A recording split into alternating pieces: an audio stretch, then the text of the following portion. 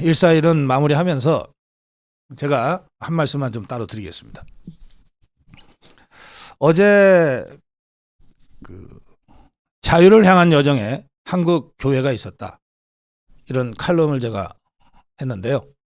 이 칼럼을 많은 분들이 보시고 이 생방송 중에도 댓글창으로 많은 공감의 댓글을 올려주셨지만, 제가 어제 전화를 여러 통 받았습니다.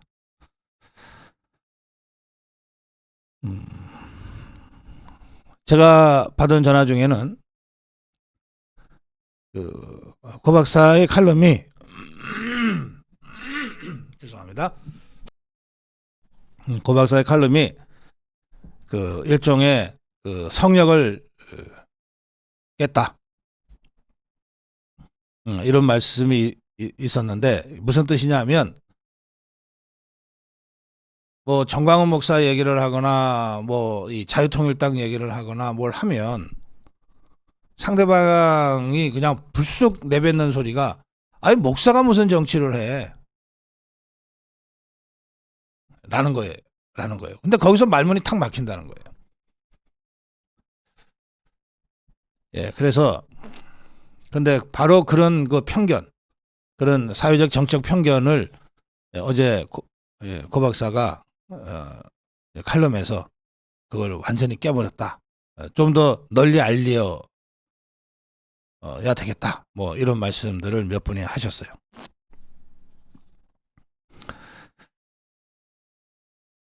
어제 칼럼을 제가 다시 되풀이할 필요는 없겠습니다만, 이승만 대통령이 대한민국을 건국할 때 대한민국 건국의 두 축으로 삼았던 정신이 있습니다.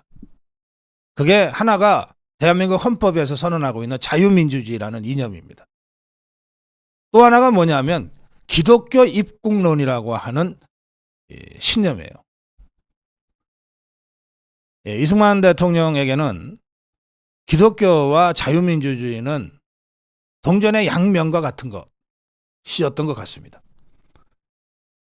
실제로 기독교가 지배적인 이 다수 국민이 기독교를 믿는 나라에 독재 정권은 거의 없습니다. 다 자유민주주의 선진국가들이죠. 그래서 이 정치학에서는 relative affinity라고 하는 용어를 쓰는데, 상대적 뭐라고 번역을 할까요? 친화성, 이렇게 표현을 할 수 있을까요? 이게 기계적인 인과관계는 아닌데, 대체로 기독교 정신으로 사회가 움직이는 나라에서는 대체로 자유민주주의라고 하는 정치체제가 발전하더라, 그리고 경제도 선진국이 되더라 라고 하는 겁니다. 이게 기계적 인과관계는 아니지만 대체로 상대적 친화성이 있더라, 이런 뜻입니다. 이게 막스 베버의 용어인데요. 이승만 대통령도 그런 생각을 했던 것 같고, 그래서 자유민주주의와 기독교 정신이라고 하는 것은 동전의 양면과 같이 함께 가는 것이다. 그래서 대한민국 건국도 자유민주주의라는 정치 이념과 기독교라고 하는 이 종교, 이 두 축이 바탕이 돼야 된다, 이렇게 생각했던 것 같습니다. 당연히 이 자유민주주의 체제를 부정하고 전복하려고 하는 공산주의 세력은 자유민주주의도 부정하고 그리고 기독교도 부정하는 거죠. 칼 막스가 종교를 아편이다라고 하면서 종교를 박해했는데, 그때 종교는 칼 막스가 살던 유럽에 불교가 그 당시에 있었겠어요? 무슨 힌두교가 있었겠어요? 유교도 별로 알려지지 않았던 때니까, 칼 막스가 종교는 아편이라고 할 때 그 종교는 기독교를 얘기했던 겁니다. 그러니까 이 기독교와 공산주의는 제가 지난번에 인천 사랑침례교회에서 주장한 대로 기독교와 공산주의는 불구대천의 원수관계입니다. 따라서 우리나라의 저명한 기독교 지도자들, 원로 목회자들은 하나같이 다 이 공산주의와 싸우는 데 있어서 어느 누구보다도 적극적이었어요. 공산주의와 싸우는 게 이념 활동이고 정치 활동 아닙니까? 공산주의와 북한 김일성 집단과 가장 비타협적으로 처절하게 싸웠던 사람들이 바로 기독교인들이고 기독교 지도자들이었어요. 지금 광화문 집회를 우리가 3월 1일 앞두고 있습니다만 그 정광훈 목사가 주도하는 광화문 집회를 홍보할 때 그 홍보 문구에 뭐가 들어갑니까? 보네포의 말이 들어가잖아요. 미친 자에게 운전대는 맡길 수 없다. 보네포가 목사였습니다.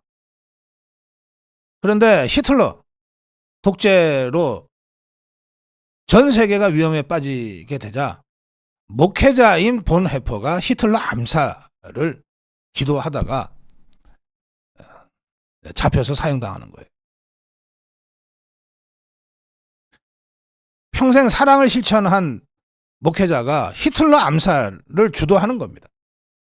히틀러 암살이라고 하는 행위가 독일 국민 모두와 인류 전체에 대한 사랑의 표현이었던 거죠.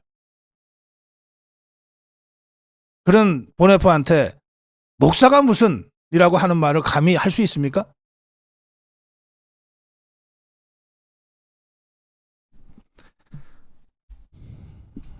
목사가 무슨 정치냐는 얘기를 한다면 똑같이 기업인이 무슨 정치야, 의사가 무슨 정치야, 변호사가 무슨 정치야라는 말을 해야 되는 거예요. 왜 목사는 정치하면 안 되고 변호사는 정치해도 됩니까? 정치가 아니기는 똑같은데. 저는 말이죠. 오히려 정치를 함에 있어서는 종교 지도자들이 더 적합하다고 생각합니다. 왜 그러냐? 정치라고 하는 것은 공적 영역이에요. 나머지는 다 사적 영역입니다.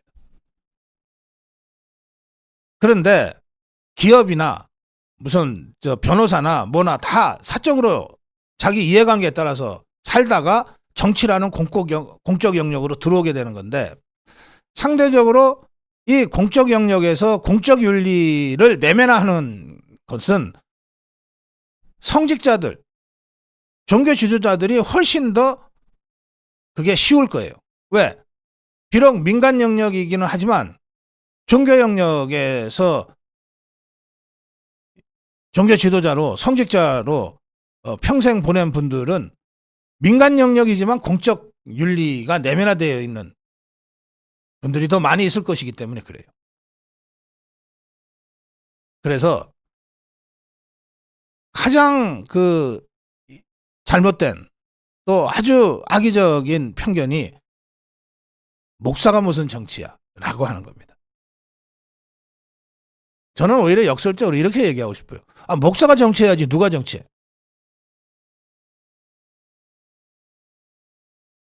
실제로 미국의 이 정치에서는 주요 기독교 교단들이 각각 공개적으로 지지하는 정당, 지지하는 후보를 선언합니다. 대선에 참여해요. 너무나 자연스럽게. 그런 걸 갖고 시비 걸면 진짜 촌사람 되는 거예요.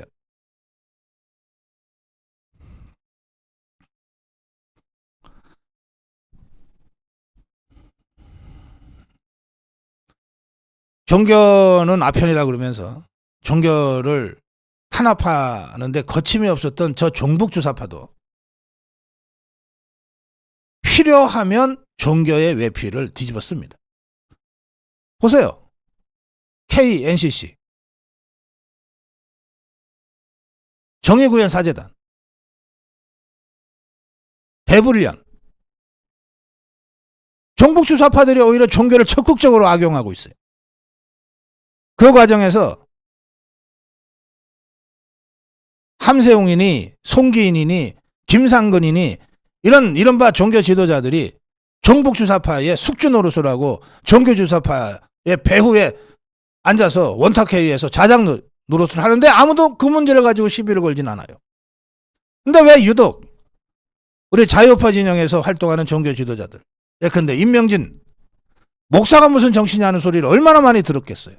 정광훈 목사가 무슨 정치냐. 지금도 듣고 있잖아요. 장경동 목사가 무슨 당대표야. 이런 식의 편견과 이런 식의 사악한 공격,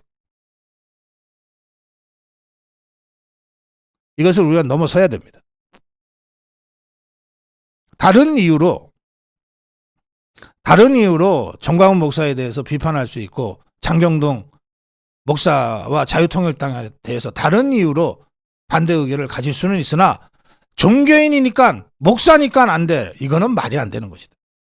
이건 몰상식한 것이고 몰역사적인 것이다. 제가 이 점을 다시 한번 여러분께 말씀드리는 걸로 141은 마무리하겠습니다.